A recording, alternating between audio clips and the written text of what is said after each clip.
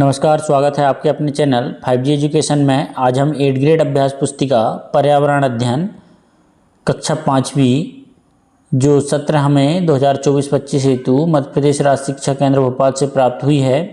आइए इसके पार्ट के नाम देख लेते हैं। पार्ट 1 से लेकर कैसे पहचाना चींटी ने दोस्त को से लेकर पार्ट 23 मध्य प्रदेश एवं उसकी संपदा इस बुक में दी गई है।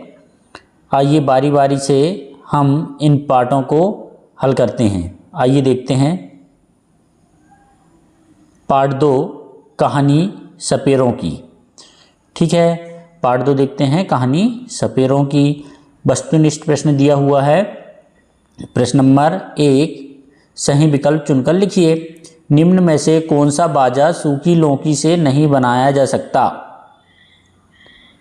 नहीं बनाया जा सकता सूखी लौकी से। देखिए, बीन बन सकती है, तुम्बा बन सकता है और खंजरी बन सकती है, लेकिन ढोल जो है सूखी लौकी से नहीं बनता। तो सी इसका तीसरा इसका राइट आंसर हो जाएगा। नेक्स्ट प्रश्न है, मैं किसानों का मित्र कहलाता हूँ, किसानों की फसल चूहों से बचाता हूँ, एक त्यौहार पर किसान मेरी पूजा करते हैं।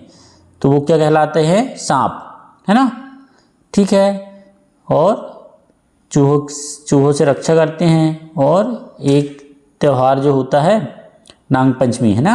ठीक है, नेक्स्ट है, भारत देश में पाए जाने वाले सांपों में से जहरीले सांपों का समूह है। तो देखिए, नाग, दोबैया और करैत, ये जो है जहरीले सांपों का समूह है। ठीक है, नेक्स्ट प्रश्न देखते हैं क्या है। एक लड़की काले कपड़े पहनकर सांप की मुद्राओं में नृत्य कर रही थी। यह नृत्य कहलाता है, क्या कहलाता है? कालबेलिया। क्या कहलाता है? कालबेलिया। ठीक है, रिक्त स्थानों की पूर्ति करना है। प्रश्न नंबर 1 क्या दिया हुआ है कि हमारे देश में पाए जाने वाले कुछ सांप खालिस्तान होते हैं। कैसे होते हैं? जहरीले होते हैं। ठीक है, नेक्स्ट प्रश्न क्या दिया हुआ है? सांपों के जहर से बचाव की दवाई सीरम खालिस्तान के जहर से बनाई जाती है, तो ये सांप के जहर से बनाई जाती है। सरकार ने कानून बना दिया है कि ना तो कोई जंगली जीवों को पकड़ सकता है और ना ही उन्हें अपने पास रख सकता है। इससे सपेरों को खालिस्तान में कठिनाई होगी, रोजी रोटी में कठिनाई होगी। ठीक है, नेक्स्ट प्रश्न है, सपेरों के प्रति समुदायों से बातचीत करके यह स्पष्ट हुआ है कि किन लोगों का व्यवहार जीवों के प्रति खालिस्तान नहीं होता, क्रूर नहीं होता। ठीक है, अति लघुत्तरी प्रश्न दिया हुआ है। प्रश्न नंबर 2, सांप के काटने से उसका जहर व्यक्ति के शरीर में चला जाता है। इस जहर के असर को खत्म करने वाली दवाई सीरम कौन सी बनाई जाती है?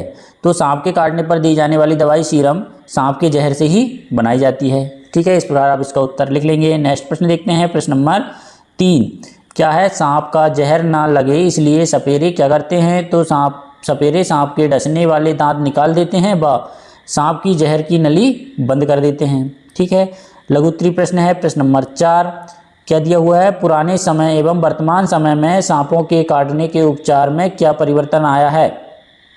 अपने शब्दों में लिखिए। पुराने समय में सांप काटने पर देखा जाता था कि किस सांप ने काटा है, फिर दवाई दी जाती थी, जबकि अब तुरंत जहर के असर को कम करने वाले सीरम या दवाई उपलब्ध हैं जिसे देकर ठीक किया जा सकता है। ठीक है, इस प्रकार आप इसका उत्तर लिख लेंगे। प्रश्न नंबर 5 दिया हुआ है, निम्न वर्ग पहेली में से रोजी रोटी के लिए पालने वाले जीव जंतुओं के नाम छांटकर लिखिए।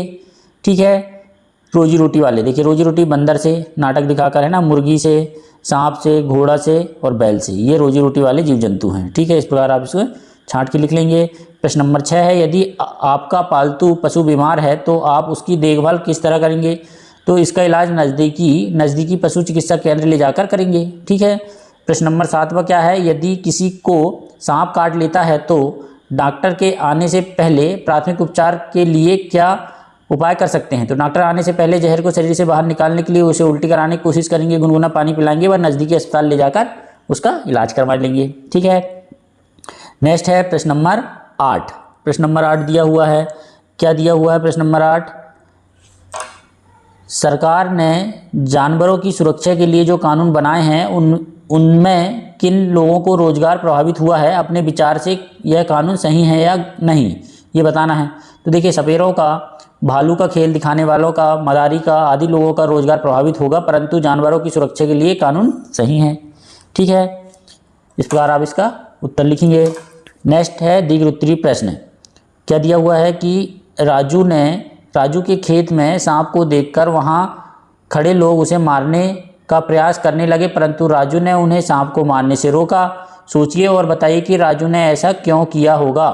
आप राजू के स्थान पर होते तो क्या करते। तो देखिए, राजू ने ऐसा इसलिए किया होगा क्योंकि सरकार ने कानून बनाया है कि जंगली जानवरों को ना पकड़ना है और ना ही उन्हें मारना है। अगर हम होते तो हम भी राजू के जैसे ही करते। ठीक है, प्रश्न नंबर 10 दिया हुआ है कि चित्र ए एवं बी देखकर दिए गए प्रश्नों के उत्तर लिखना है। चित्र ए में क्या दिया हुआ है, देखो जंगल में बाघ घूम रहा है और एक जो है जो पिंजरे में कैद है। ठीक है, तो आपके विचार से बाघ को कहाँ होना चाहिए। तो देखिए, अब जंगल में होना चाहिए। कहाँ पर होना चाहिए, खुले जंगल में, है ना, क्योंकि पिंजरे में उन्हें आज़ादी नहीं होती, जबकि जंगल में वह स्वतंत्र होकर घूमता है।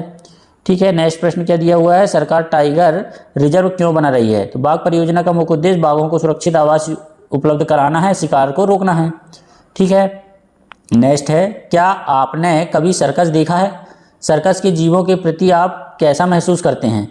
तो हाँ, हमने सर्कस में हाथी, भालू, शेर, बंदर देखे हैं। अपने स्वार्थ के लिए इनका इस्तेमाल अमानवीय प्रथा है। ठीक है, इस प्रकार आप यहाँ लिख सकते हैं। ये देखिए, इस पार्ट में प्रोजेक्ट कार्य भी दिया हुआ है। तो आपके आसपास अपनी आजीविका के लिए जानवरों पर निर्भर लोगों का पता लगाकर इन तालिका में लिखिए। देखिए, जानवर के नाम गाय, चराने वाला क्या, ग्वाला कहलाता है। ये दूध और खाद के लिए उपयोग में आती है। बकरी चरवाहा, दूध, है ना। घोड़ा चरवाहा, खाद और रोजगार के लिए। ठीक है, इस प्रकार आप प्रोजेक्ट कार्य में अन्य जानवरों के नाम लिखकर उनके पालने वालों क्या कहते हैं, ये लिख सकते हैं। ठीक है, प्लीज़ वीडियो अच्छा लगा तो हमारे चैनल को लाइक, कमेंट और सब्सक्राइब करना ना भूलें, ताकि आने वाले वीडियो आपको मिल सके। धन्यवाद।